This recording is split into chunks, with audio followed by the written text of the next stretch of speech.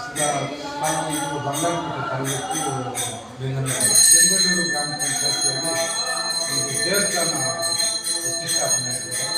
ಆಮೇಲೆ ಜೀವ ಸಮಾಜ ಅಂತ ಒಬ್ಬ ಧರ್ಮಗುರುಗಳಿದ್ದಾರೆ.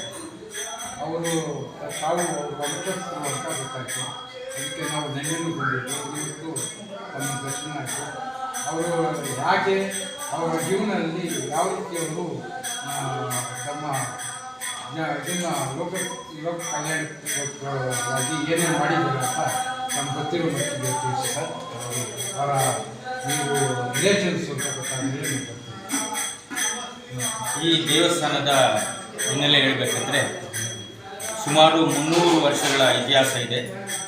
ಈ ದೇವಸ್ಥಾನದಲ್ಲಿ ನಮ್ಮ ತಾತನವರಾದಂಥ ಶ್ರೀ ಮುನಿಸ್ವಾಮಪ್ಪ ಸ್ವಾಮಿಗಳು ಇಲ್ಲಿ ಜೀವ ಸಮಾಧಿಯಾಗಿದ್ದಾರೆ. ಇಲ್ಲಿ ಪುರಾತನ ಕಾಲದಲ್ಲಿ ಯಾರಾದರೂ ತಲೆನೋವು ಬಂದು ಸ್ವಾಮಿಗಳನ್ನ ದರ್ಶನ ಮಾಡಿ, ಸ್ವಾಮಿ ನನಗೆ ಈ ಥರ ತಲೆನೋವಿದೆ, ಏನು ಮಾಡೋದು, ಅದೇನು ಮಾಡುತ್ತೆ ಹೋಗಮ್ಮ ಅಂತ ಅವರು ದರ್ಶನ ಮಾಡಿಕೊಂಡು ಹೋದ ತಕ್ಷಣ ಮನೆಗೆ ಹೋಗುವಷ್ಟರೊಳಗೆ ಆ ಒಂದು ತಲೆನೋವು ಇರ್ತಾ ಇರಲಿಲ್ಲ. ಅದು ಒಂದು ಕಡೆ ತಲೆನೋವು ಬರುವಂಥ ಮೈತ್ರಿಗೆ ಅಂತಾರೆ.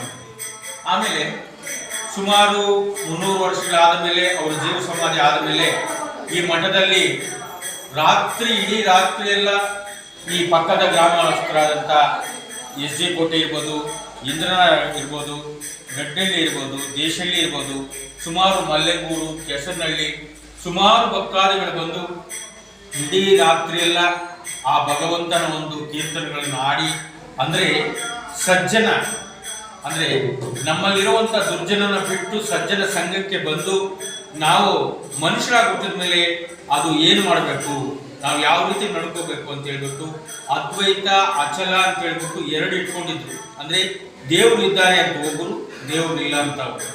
ಈ ಥರ ಇಡೀ ರಾತ್ರಿಯೆಲ್ಲ ಇಬ್ಬರೇ ವಿವಾದಗಳಲ್ಲಿ ನಡೀತಾ ಇರ್ತಿತ್ತು.